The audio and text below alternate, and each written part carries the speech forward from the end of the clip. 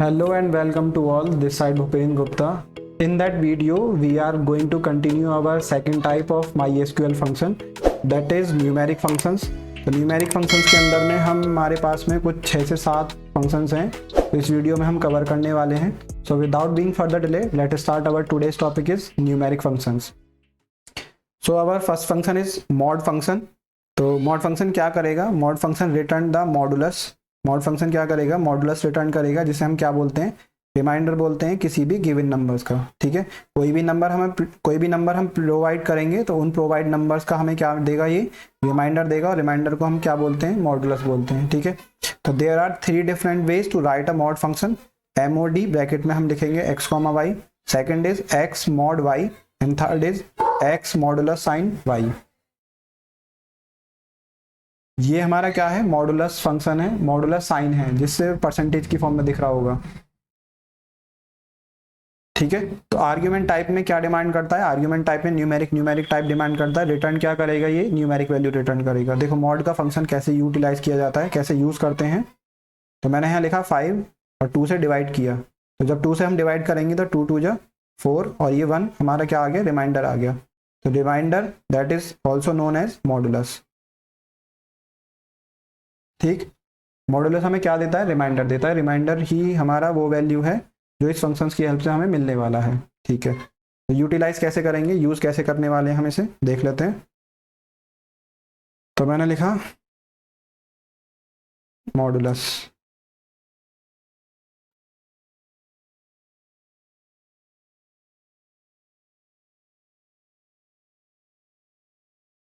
हमें क्या देना होगा? यहाँ पे MOD देना होगा, और मॉड के अंदर में हम क्या देने वाले हैं? 2 वैल्यूज देने वाले हैं. ठीक है, पहली वैल्यू 11 हो गई और दूसरी वैल्यू हो गई 3.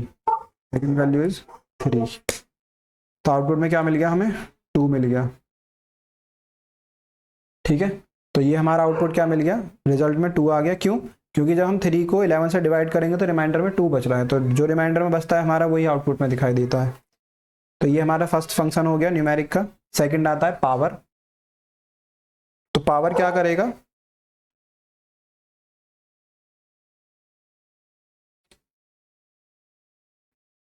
Power function return a number m raised to the power n. कैसे? m to the power n लिखते हैं. And m to the power n का मतलब क्या हो गया? m जो हो गया हमारा बेस हो गया, और n हमारा क्या हो गया? एक्सपोनेंट फॉर्म हो गया. XPONENT एक्सपोनेंट फॉर्म हो गया. तो कैसे लिखा जाता है? 2 की पावर 5. तो 2 की पावर 5 अगर मैंने लिखा है तो इसका आउटपुट में मुझे क्या मिलने वाला है?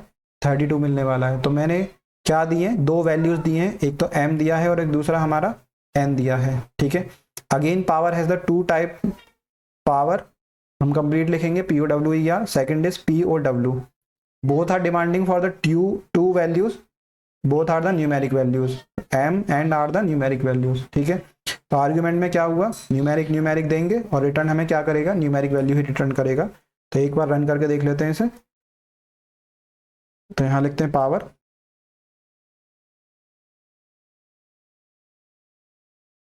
ठीक है, और यहाँ लिखते हैं पावर POWER. एक बार हम देखेंगे पावर की हेल्प से. वैल्यू चेंज कर लेते हैं क्योंकि ज़्यादा बड़ी हो जाएगी. 4 तक लेके चलते हैं.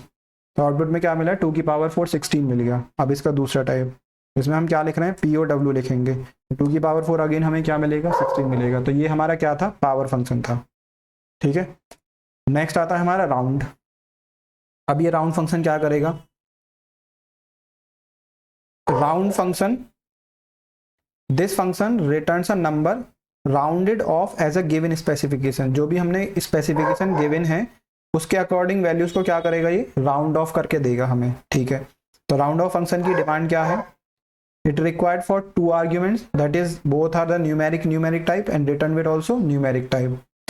राउंड के अंदर में क्या करेंगे? राउंड में 2 वैल्यूज दी हैं. एक हमने दी है 198.25, और इसे कितने राउंड तक करना है? मुझे राउंड फिगर कितना बनाना है? इसका 1 का राउंड फिगर बनाना है. ठीक है, तो रन करके देख लेते हैं.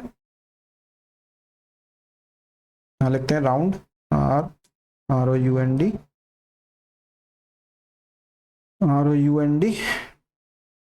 वैल्यू देते हैं 259.17 और कितने राउंड कराने, राउंड फिगर में मुझे 1 राउंड फिगर देना है। तो मैंने क्या किया, एंटर हिट करूंगा तो ये क्या, इसने क्या किया 259 को तो एज इट इज दिखाया और 1 और 7 को क्या किया, राउंड ऑफ बना दिया। 1 और 7 को राउंड ऑफ कैसे बनाया, तो ये जो 7 है ना, ये 7 5 से ग्रेटर है, तो 5 से ग्रेटर होता है तो क्या करता है, नेक्स्ट वैल्यू में ऐड कर देता है।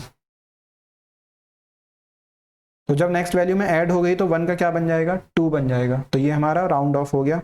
अगर इसी वैल्यू को मैं 2 के अकॉर्डिंग लिखता, तो यहाँ लिखा था मैंने 2, तो आउटपुट में क्या किया है इसने, एज इट इज वैल्यू को दिखा दिया, राउंड ऑफ के अंदर में कोई चेंजेस नहीं किया। ठीक, अगर मैं इसी वैल्यू को 3 के अकॉर्डिंग लिखता, तो 3 के अकॉर्डिंग एक वैल्यू बढ़ा दी, 0 बढ़ा दी, क्योंकि राउंड ऑफ कितना करना था मुझे, 3 डिजिट तक राउंड ऑफ करना था। ठीक है, अब अगर हम इस वैल्यू को माइनस में लेके चलें, तो मैंने लिखा -1, तो -1 करेंगे तो क्या होगा, ये पॉइंट से पहले वाली वैल्यू को देखेगा। तो पॉइंट से पहले वाली वैल्यू क्या है हमारी, 259 थी, तो इसने क्या किया, लास्ट वाली वैल्यू को राउंड ऑफ बनाया, तो राउंड ऑफ 9 का कितना बनता है, 10, अगली वाली वैल्यू में ऐड कर दिया, तो ये कितना बन गया, 260 बन गया। ठीक है, तो ये राउंड ऑफ हो गया। एक और एग्जांपल लेते हैं।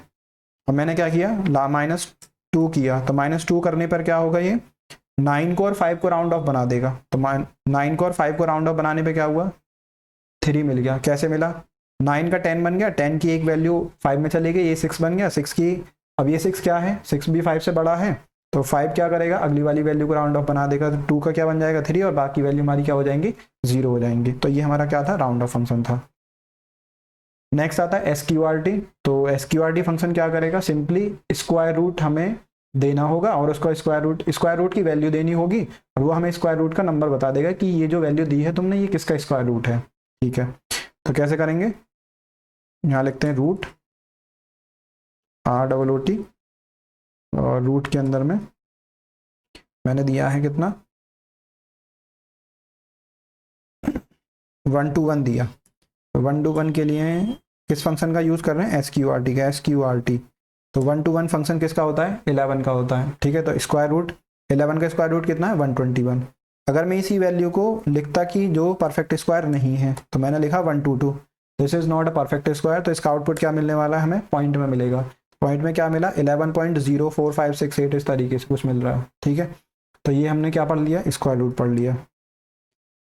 टर्नकैट फंक्शन क्या करेगा, टर्नकैट फंक्शन हमें बताएगा जो भी हमारा नंबर है ना, उसका टर्नकैट करेगा, जो भी हमने स्पेसिफाइड नंबर गिवन है डेसिमल प्लेस का, डेसिमल प्लेस का स्पेसिफाइड नंबर को क्या करेगा, टर्नकैट करेगा। मतलब क्या है कि हमने कोई भी वैल्यू दी है, कोई भी फंक्शन दिया, उसके अंदर में वैल्यू दी है, 2 वैल्यू दी है। पहली वैल्यू जो हमारी डेसिमल में होगी और दूसरी वैल्यू कितने नंबर ऑफ डेसिमल प्लेसेस तक में वैल्यू देखनी है।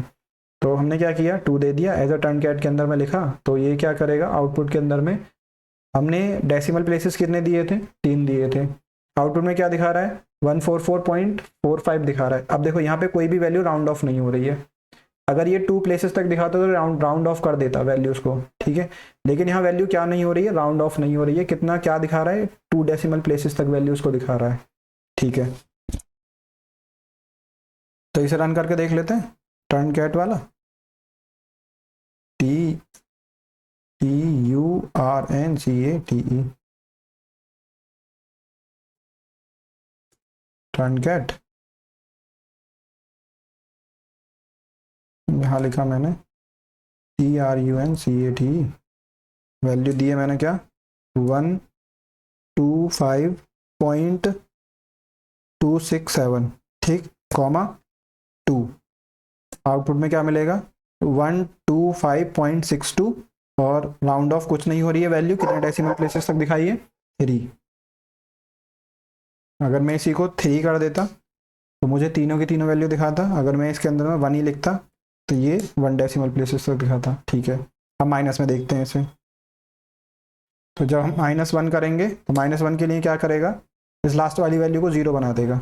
माइनस क्या करता है, पॉइंट से पहली वाली वैल्यू को कंसीडर करेगा और पहली वाली वैल्यू के अंदर में क्या कर देगा, इसे 0 बना देगा। ठीक है, अब मैंने क्या किया, इसे -1 की जगह -2 दे दिया। तो ये क्या करेगा, पॉइंट से पहले वाली 2 वैल्यूज को 0 0 बना देगा। आउटपुट में क्या दिखा देगा, 1 0 0। ठीक है, टर्नकैट समझ में आ गया। तो ये थे हमारे किसके फंक्शंस, न्यूमेरिक फंक्शंस थे। ठीक है, जो हम अच्छे से कवर कर चुके हैं और आई थिंक समझ में भी आ गए होंगे।